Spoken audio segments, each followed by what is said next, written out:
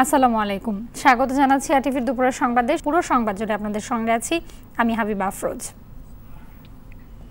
জানাবো বিস্তারিত সংবাদ। অর্থ আত্মসাতে দুর্নীতি দমন কমিশনের মামলায় স্বাস্থ্য অধিদপ্তরের সাবেক মহাপরিচালক অধ্যাপক ডাক্তার মোহাম্মদ আবুল কালাম আজাদ জামিন পেয়েছেন। তাকে 2 নভেম্বর পর্যন্ত জামিন দেওয়া হয়েছে। ঢাকা মহানগর দায়রা জজ KM ইমরুল কায়েস এই আদেশ দেন। এর আগে গেল 30 সেপ্টেম্বর ঢাকা মহানগর দায়রা জজ আদালতে অভিযোগপত্র দাখিল করেন মামলার তদন্তকারী কর্মকর্তা দুদকের উপপরিচালক ফরিদ আহমেদ পাটোয়ারি। অভিযোগপত্রে আসামিদের বিরুদ্ধে লাইসেন্স নবায়নবিহীন বন্ধ রিজেন্ট হাসপাতালকে ডেডিকেটেড কোভিড হাসপাতালে রূপান্তর, সমঝোতার স্মারক সম্পাদন, নমুনা পরীক্ষা এবং করোনার চিকিৎসার খরচ বাবদ 3,34 লাখ টাকা আত্মসাতের অভিযোগ আনা হয়। মামলার অন্যান্য আসামিরা হলেন রিজেন্ট হাসপাতালের চেয়ারম্যান মোহাম্মদ শাহেদ, সাবেক পরিচালক আমিরুল হাসান, উপপরিচালক ডাক্তার মোহাম্মদ ইউনুস আলী, সহকারী পরিচালক ডাক্তার মোহাম্মদ শফিউর রহমান এবং গবেষণা কর্মকর্তা ডাক্তার মোহাম্মদ দিদারুল ইসলাম। ভ্যাকসিন নিলে করোনার মৃত্যু ঝুঁকি কমবে বলে জানিয়েছেন স্বাস্থ্যমন্ত্রী জাহিদ মালেক। তাই দেরি না করে জনগণকে দ্রুত ভ্যাকসিন নেওয়ার অনুরোধ জানিয়েছেন তিনি। স্বাস্থ্যমন্ত্রী বলেন, চাহিদা মেটাতে দেশেই করোনার ভ্যাকসিন উৎপাদনের কাজ চলছে। সরকারের জোর প্রচেষ্টায় দেশে করোনা মহামারী অনেকটাই নিয়ন্ত্রণে আনা সম্ভব হয়েছে বলেও দাবি করেন মন্ত্রী। দুপুরে কেরানীগঞ্জে পুলিশের মাদকাসক্তি নিরাময় কেন্দ্রে আয়োজিত অনুষ্ঠানে এসব কথা বলেন তিনি।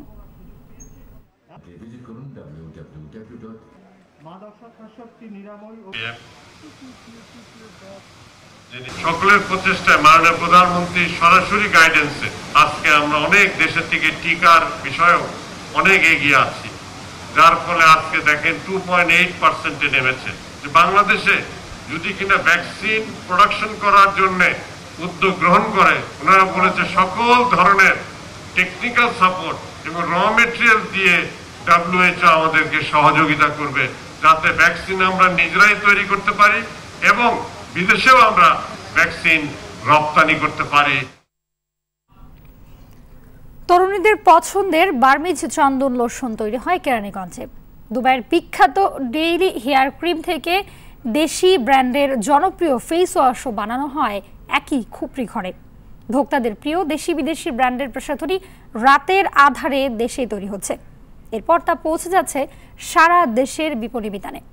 ভেজাল প্রসাধনী নিয়ে জাহিদ রহমানের ধারাবাহিক প্রতিবেদনের আজ দেখুন প্রথম পর্ব। ছবি তুলেছেন নিজামুদ্দিন, সহায়তা করেছেন সিটি রিপোর্টার শেখ ফরিদ। চকবাজার দেশে প্রসাধনী সামগ্রীর অন্যতম বড় পাইকারি বাজার। দোকানে দোকানে ঠাসা দেশি বিদেশি জনপ্রিয় যত ব্র্যান্ডের প্রসাধনী সামগ্রী। এখান থেকে যা সরবরাহ হয় সারা দেশের খুচরা বাজারে। কিন্তু এসব প্রসাধনীর সবই কি আসল? বাইরা বলতেছে যেটা এটা আসল, সেটাই আমাদের মেনে নিতে, বিশ্বাস করে নিতে হচ্ছে। এখন আমাদের তো বোঝার উপায় নেই। কপি আছে, মার্কেটে আছে, কিন্তু আমরা কপিটা বেশি না, এটা কপি না। আপনার অরিজিনাল প্রোডাক্টগুলো দুবাই থেকে আসছে, থাইল্যান্ড থেকে আসছে, ইন্ডিয়া থেকে, সেম প্রোডাক্টগুলারে কপি করতেছে। প্যাকেটগুলো আপনি মার্কেটে আসলে আইডেন্টিফাই করার কোনো আপনার প্রসেস নাই। তরুণী ক্রেতাদের চাহিদার তালিকায় অন্যতম বার্মিজ চন্দনের লোশন।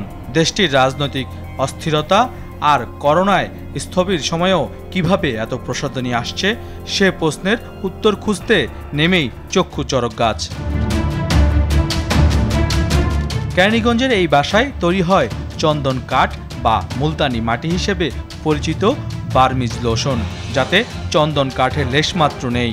নানা রকম রাসায়নিক দিয়ে পাতিলে তৈরি হয় ত্বক ফর্সার লোশন। এরপর অবিকল বোতলে ভরে পরিণত হয় বার্মিজ মায়াত বোন পয়েন্ট লোশন। তো জাস্ট এটা চকবাজার তো পাবেন, আমরা চকবাজার দিয়ে ওখান থেকে মফস্বরে যাই। আর হয়তো যে এই মালটা খালি হয়তো বা কক্সবাজার পেতে পারেন।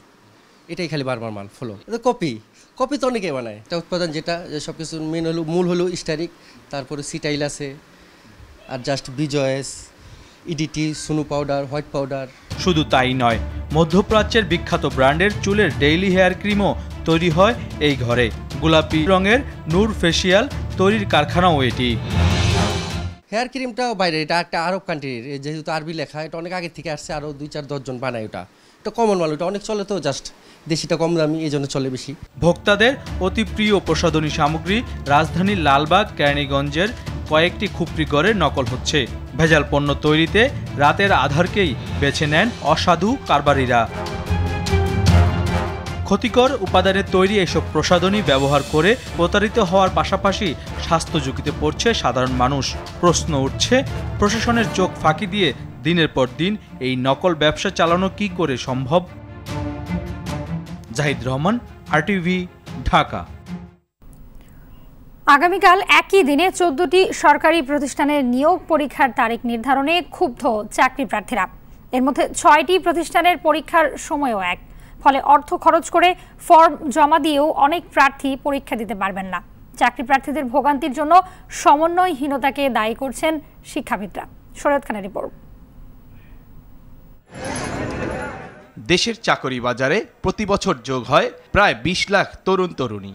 এদের বড় অংশই স্নাতক বা স্নাতকোত্তর ডিগ্রি নিয়ে সরকারি বেসরকারি চাকরিতে প্রবেশের চেষ্টা করেন। করোনায় সব বন্ধ থাকায় নিয়োগ পরীক্ষাতেও স্থবিরতা নেমে আসে।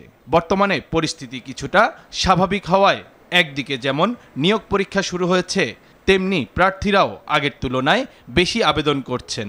আমাদের কিন্তু বাড়ির উপর ফুল সাপোর্ট এখন দরকার হচ্ছে। এক মুহূর্তে যখন অ্যাপ্লাই একটা পেলে, মানে একটা পোস্ট হলেও এক মুহূর্তে মনে হচ্ছে যে হ্যাঁ, অ্যাপ্লাইটা করা খুব দরকার। বিপত্তি হলো শুক্রবার 8ই অক্টোবর একদিনেই 14টি সরকারি প্রতিষ্ঠানে নিয়োগ পরীক্ষা অনুষ্ঠিত হবে। ফলে বিপাকে আগ্রহী প্রার্থীরা। যারা একাধিক প্রতিষ্ঠানে পরীক্ষার জন্য ফর্ম তুলেছেন তারা আর্থিক ক্ষতির মুখে। আমার সকালে 3টা পরীক্ষা, বিকালে 3টা পরীক্ষা। খুবই হতাশ যে একসাথে 6টা পরীক্ষার ডেট পড়ার কারণে। আমি চিন্তা ভাবনা করছি হয়তো সকালে যে কোনো একটা পরীক্ষা অ্যাটেন্ড করব, বিকালে যে কোনো একটা পরীক্ষা অ্যাটেন্ড করব। আমার পক্ষে তো 6টা পরীক্ষা অ্যাটেন্ড করা সম্ভব না। এই বেকারদের সর্বশেষ বুকে প্যারাক হচ্ছিল এই একই টাইমে অনেকগুলো পরীক্ষা দেওয়া। গত সপ্তাহেও 20টিরও বেশি প্রতিষ্ঠানের নিয়োগ পরীক্ষা হয়েছে। ফলে আবেদন করেও পরীক্ষা দিতে পারেননি অনেক আগ্রহী। এক এক প্যাটার্নের এক এক পরীক্ষা, যার ফলে আমাদের প্রিপারেশনটা ওইভাবে আমরা রিভাইজ করতে পারি না। আমাদের তো বয়স শেষের দিকে, আমাদের কাছে প্রত্যেকটা পরীক্ষায় মূল্যবান, কিন্তু আমাদেরকে বাধ্য হয়ে একটা পরীক্ষা অ্যাটেন্ড করতে হচ্ছে, যেটা আমাদের জন্য অনেক বড় সমস্যা বলে আমি মনে করি। এক একটা পরীক্ষা অংশগ্রহণ করতে না পারাই আমাদের এক একটা সুযোগ চলে যাচ্ছে। আর এই মুহূর্তে পরবর্তীতে আমাদের অ্যাপ্লাই বা সার্কুলার কিন্তু পরবর্তীতে আস্তে আস্তে ধীরে ধীরে কমে যাচ্ছে। সমন্বয়হীনতার কারণেই আগ্রহী মেধাবী শিক্ষার্থীরা নিয়োগ পরীক্ষা দিতে বঞ্চিত হচ্ছে বলে মনে করেন এই শিক্ষাবিদ। যতগুলো প্রতিষ্ঠান আছে, বিশেষ করে সরকারি প্রতিষ্ঠান, তাদের যে পরীক্ষা হবে সেই পরীক্ষাগুলো সমন্বয় করে নেওয়া সম্ভব এবং সেটা করা উচিত। তাহলে তো আমাদের যারা চাকরি প্রার্থী তাদের তো আক্ষেপ থেকে যাবে। তারা বিভিন্ন জায়গায় চেষ্টা করতে পারল না, যেহেতু একই সময়ে এই পরীক্ষাগুলো হচ্ছে। চাকরির জন্য পরীক্ষার সময়সূচি তৈরি করবেন, তখন সমন্বয় করে নিলেই হলো। ভোগান্তি দূর করতে প্রতিষ্ঠানগুলোর মধ্যে সমন্বয় করে নিয়োগ পরীক্ষার নতুন তারিখ নির্ধারণের দাবি চাকরি প্রার্থীদের। শরীয়ত খান, আরটিভি, ঢাকা। অ্যাপস ব্যবহার করে ঋণ নিয়ে সুদের নামে টাকা হাতিয়ে নেওয়া 5 প্রতারককে গ্রেপ্তার করেছে ঢাকা মহানগর গোয়েন্দা পুলিশ। দুপুরে রাজধানীর মিন্টু রোডে ডিএমপি মিডিয়া সেন্টারে গোয়েন্দা প্রধান AKM হাফিজ আক্তার বলেন, প্রতারকরা যে অ্যাপসগুলো ব্যবহার করে লোন দিত সেগুলো নিয়ন্ত্রণ করা হয় চীন থেকে। এই প্রতারক চক্রের সঙ্গে বিদেশি নাগরিকরাও জড়িত এবং এর মাধ্যমেই দেশের বাইরে টাকা পাচার হয়েছে বলেও জানান তিনি। গ্রেপ্তারকৃতরা হলেন ইমানুয়েল অ্যাওয়ার্ড গোমেজ, আরিফুজ্জামান, শাহিনুর আলম ওরফে রাজীব, শুভ গোমেজ এবং মোহাম্মদ আকরাম। রাজধানীর ধানমন্ডি থানার মামলায় তাদের গ্রেপ্তার করা হয়।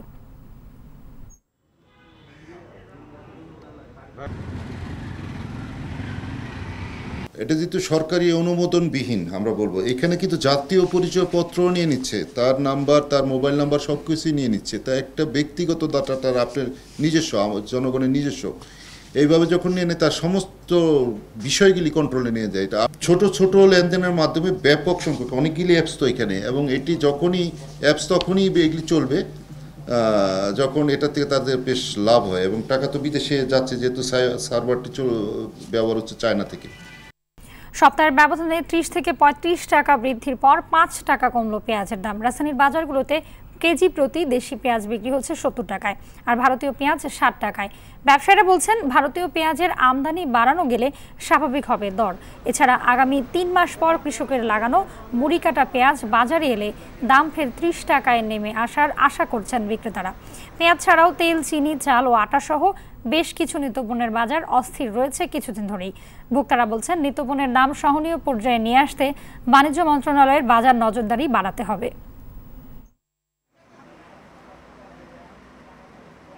এক সপ্তাহের ভিতরে 30 থেকে 35 টাকা বৃদ্ধি হয়েছে, আর গতকালকের থেকে আজকে আপনার 5 থেকে 7 টাকা কম। আমরা 66 কিনছি, তাও 70 বেচতেছি, পাল্লা নিলাম কিনে 68 টাকা। সাবেকে না আসলেও 50 টাকা বা 45 টাকা এসে যাবে। হিলি স্থলবন্দর দিয়ে ভারত থেকে কাঁচা মরিচ আমদানি বেড়েছে, এতে কেজি প্রতি 50 টাকা কমেছে দাম। স্থলবন্দরের আড়তগুলোতে এক সপ্তাহ আগে প্রতি কেজি কাঁচা মরিচ বিক্রি হয় 150 টাকায়, এখন পাইকারি বাজারে সেই মরিচই বিক্রি হচ্ছে 90 থেকে 100 টাকায়। বন্দরে আমদানি রপ্তানি গ্রুপের সভাপতি জানান, চলতি মৌসুমে বন্যার কারণে মরিচের ফলন ক্ষতিগ্রস্ত হয়েছে, তাই দেশের বাজারে দাম স্বাভাবিক রাখতে ভারত থেকে আমদানি শুরু করা হয়। আমদানি বাড়লে দাম আরও কমে আসবে বলে আশা ব্যবসায়ীদের।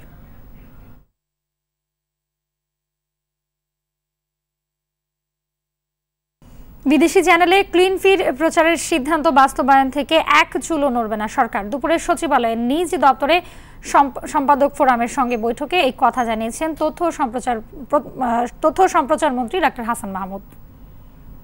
এটি সহজ কাজ ছিল না, 15 বছর এটি বাস্তবায়িত হয়নি। এর আগেও একবার আমরা উদ্যোগ নিয়েছিলাম, তখন নানা অজুহাতে সেটি করা সম্ভবপর হয়নি, নানা অজুহাত উপস্থাপন করেছিল। এবার স্থির সিদ্ধান্ত নিয়ে আগেভাগে গ্রাউন্ড ওয়ার্ক করে এবং যে সমস্ত জায়গা থেকে এটি নিয়ে কথা উঠতে পারে সেখানে অবহিত করে আমরা সিদ্ধান্ত বাস্তবায়ন করেছি।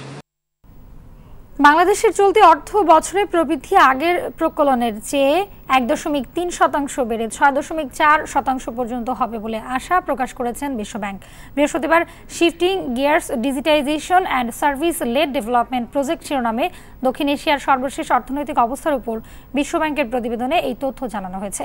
প্রতিবেদনে বলা হয়েছে, রপ্তানি খাতের পুনরুদ্ধার আর ভোগ ব্যয় বৃদ্ধির কারণে গেল জুন মাসের হিসেবের চেয়ে প্রবৃদ্ধি বেশি হবে বাংলাদেশের।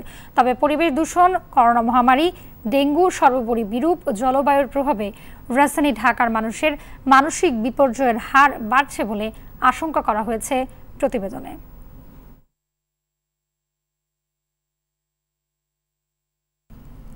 ইলিশের প্রজনন নিশ্চিত করতে দেশের উপকূলীয় এলাকায় নদ নদীতে চলছে মাছ ধরা নিষেধাজ্ঞা অমান্য করে অবশ্য বিভিন্ন স্থানে নদীতে নামছে জেলেরা। তৎপর রয়েছে প্রশাসনও। গতকাল শরীয়তপুরের জাজিরা উপজেলার পদ্মা নদীতে নিষেধাজ্ঞা অমান্য করে মাছ ধরার সময় 60,000 মিটার কারেন্ট জাল ও 50 কেজি ইলিশ সহ 15 জেলেকে আটক করা হয়েছে। এ সময় 12 জেলেকে জরিমানা করা হয়, তবে মুচলেকা নিয়ে বাকি 3 জনকে ছেড়ে দেওয়া হয়। জেলেরা জানান, পেটের দায়ী মাছ শিকারে নামছেন তারা।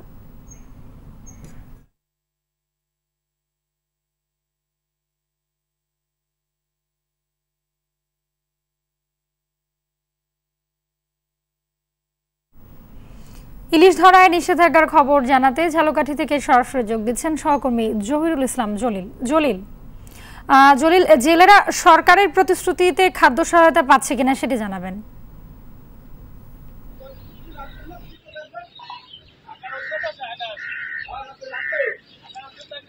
হাবিবা, আমি এখন দাঁড়িয়ে আছি ঝালকাঠি সুগন্ধা নদীর পাড়ে।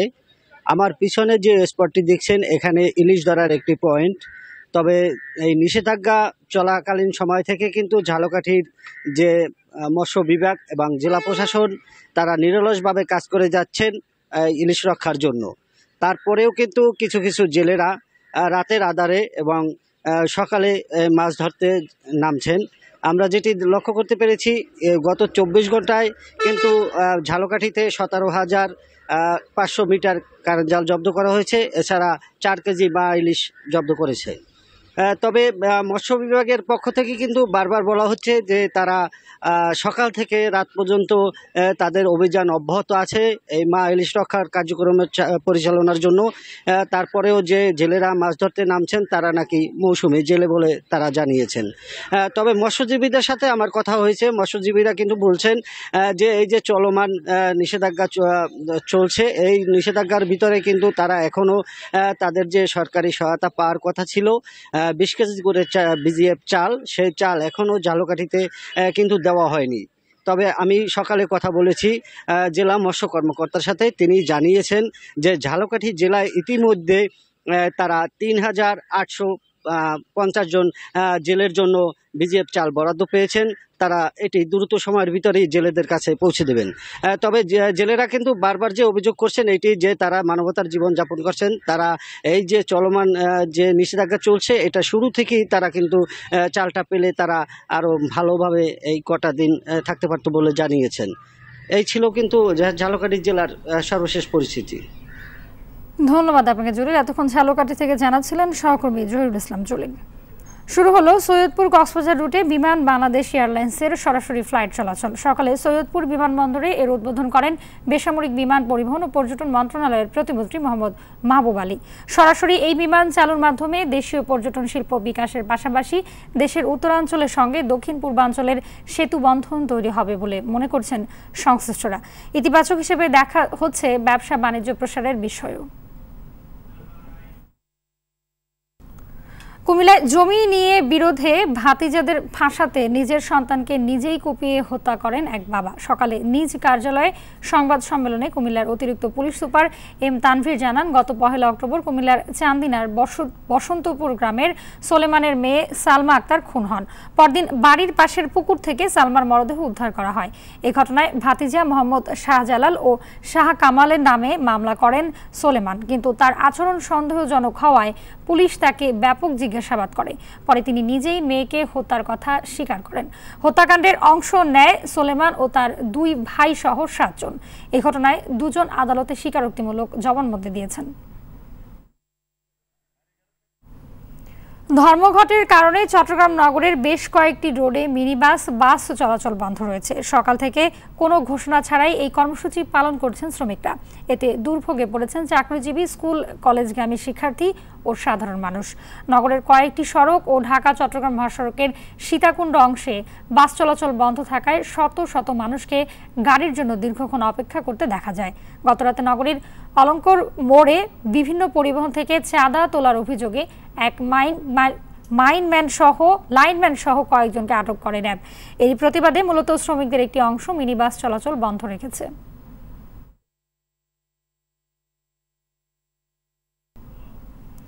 দেশের বিভিন্ন এলাকায় স্থানীয় সরকারের 28টি উপনির্বাচনে ভোট নেওয়া হচ্ছে। এর মধ্যে রয়েছে 12 উপজেলা পরিষদ, 4 সিটি কর্পোরেশনের 5 কাউন্সিলর, 5 পৌরসভার 1 মেয়র ও 4 কাউন্সিলর এবং 6 ইউনিয়ন পরিষদের বিভিন্ন পদ। সকাল 8টায় ভোট গ্রহণ শুরু হয়েছে, চলবে বিকেল 4টা পর্যন্ত। এর মধ্যে রাজশাহী গোদাগাড়ী পৌরসভায় মেয়র পদে ইভিএমে ভোট নেওয়া হচ্ছে। এছাড়াও 4 সিটি কর্পোরেশনের 5টি সাধারণ ওয়ার্ডেও ইভিএমে ভোট নেওয়া হচ্ছে। এর পাশাপাশি 6 ইউপির বিভিন্ন ওয়ার্ডে সমভোটপ্রাপ্ত প্রতিদ্বন্দ্বী প্রার্থীদের মধ্যেও আজ ভোট হচ্ছে। নির্বাচন সুষ্ঠু ও শান্তিপূর্ণ করতে তৎপর রয়েছে আইন শৃঙ্খলা রক্ষাকারী বাহিনীর সদস্যরা। মৌলভীবাজারের কমলগঞ্জ উপজেলায় চেয়ারম্যান পদের উপনির্বাচনে আওয়ামী লীগের প্রার্থী হয়েছেন ভানুলাল রায়। আজই নির্ধারণ করা হবে বাংলাদেশ ক্রিকেট বোর্ড বিসিবির সভাপতি। 25 পরিচালকের ভোটে বেছে নেওয়া হবে আগামী 4 বছরের বোর্ড প্রধান।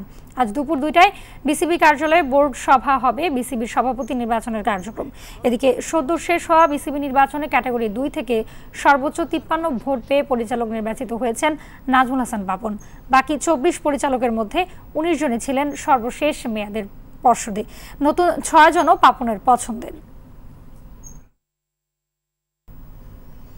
আজ স্বাগতিক মালদ্বীপের মুখোমুখি হচ্ছে বাংলাদেশ। মালদ্বীপ ন্যাশনাল স্টেডিয়ামে হাই ভোল্টেজ ম্যাচটি শুরু হবে বাংলাদেশ সময় রাত 10টায়। মালদ্বীপকে আটকানোর গোপন সূত্র কাজে লাগাতে চান বাংলাদেশ কোচ আসকার ব্রুজন, আর জয়ে ফিরতে নিজেদের সর্বোচ্চটা দিতে চান স্বাগতিক কোচ আলী সুজাইন। বিস্তারিত মমিন রহনের রিপোর্টে। দৃশ্যটা মালদ্বীপের। জাতীয় স্টেডিয়ামের বাইরে বাংলাদেশ ম্যাচের টিকিট প্রত্যাশীদের ভিড়। পর্যাপ্ত টিকিট না থাকায় হিমশিম খেতে হচ্ছে আইনশৃঙ্খলা রক্ষাকারী বাহিনীকে। এমন চিত্রই বলে দিচ্ছে মাঠে জামাল, তপু, ইয়াসিনদের পারফরম্যান্সের কথা। এই তো 3 মাস আগেও বিশ্বকাপ বাছাইয়ে হতাশা ছড়িয়েছে জামাল, সাদ, সুফিলরা। গত মাসে কিরগিজস্তানে 3 জাতি টুর্নামেন্টেও মলিন পারফরমেন্স। কিন্তু হঠাৎই যেন স্প্যানিশ কোচ অস্কার ব্রুজনের জাদুর ছোঁয়ায় বদলে গেল বাংলাদেশ। সাফের মঞ্চে দারুণ আগ্রাসী, জয়ের নেশায় মাতাল ওরা। প্রথম ম্যাচে লঙ্কা বধ, পরের ম্যাচে 10 জনের দল নিয়েও ভারতের বিপক্ষে মূল্যবান 1 পয়েন্ট তুলে নিয়েছে অস্কার ব্রুজনের শিষ্যরা। মালদ্বীপে যেন এক টুকরো বাংলাদেশ। ফাইনালের পথে এগিয়ে যেতে পেরুতে হবে মালদ্বীপ বাধা। তবে সেই সূত্রটা নাকি ভালোই জানা বাংলাদেশ দলের স্প্যানিশ কোচের। মালদ্বীপে কাজ করার সুযোগ হয়েছে আমার। আমি জানি ওদের কিভাবে আটকাতে হবে, সেভাবেই পরিকল্পনা করছি আমরা। তবে ওটা গোপন থাক। প্রথম ম্যাচে নেপালের কাছে হেরে ব্যাকফুটে স্বাগতিকরা। ঘরের মাঠে পূর্ণ সমর্থন কাজে লাগিয়ে আজ জিততে মরিয়া আলী সুজাইনের দল। প্রথম ম্যাচ হেরে আমরা চাপের মুখে আছি, তবে মাঝে 5 দিন বিশ্রাম পেয়ে এখন ঘুরে দাঁড়াতে তৈরি। জয়ের জন্য আমরা সর্বশক্তি দিয়ে খেলব। 2 দলের 12 দেখায় 5টিতে জয় বাংলাদেশের। 4 ম্যাচে জিতেছে মালদ্বীপ। মমিন রোহন, RTV। দর্শক, করোনা ভাইরাস নিয়ে আতঙ্কিত হবেন না, সতর্ক হন, নিজে পরিচ্ছন্ন থাকুন, মাস্ক পরুন, অন্যকে সচেতন করুন। এই সংকট মুহূর্তে প্রয়োজনীয় সব তথ্য নিয়ে আপনাদের পাশে আছে RTV। দুপুরের সংবাদ এ পর্যন্তই। RTVর সবশেষ সংবাদ জানতে যে কোনো মোবাইল ফোন থেকে 2414 নাম্বার ডায়াল করুন। আর মোবাইল ফোনের সংবাদ দেখতে অ্যাপ স্টোর, গুগল প্লে বা উইন্ডোজ স্টোর থেকে ডাউনলোড করুন RTV অ্যাপস। এছাড়া তাৎক্ষণিক ও বিনোদন সংবাদ জানতে বিশ্বের যে কোনো প্রান্ত থেকে ভিজিট করুন rtvonline.com, facebook.com/rtvonline ও youtube.com/RTV Digitals। এখন থেকে RTVর সব বিনোদনমূলক অনুষ্ঠান দেখতে পাবেন RTV প্লাসে। ধন্যবাদ সবাইকে।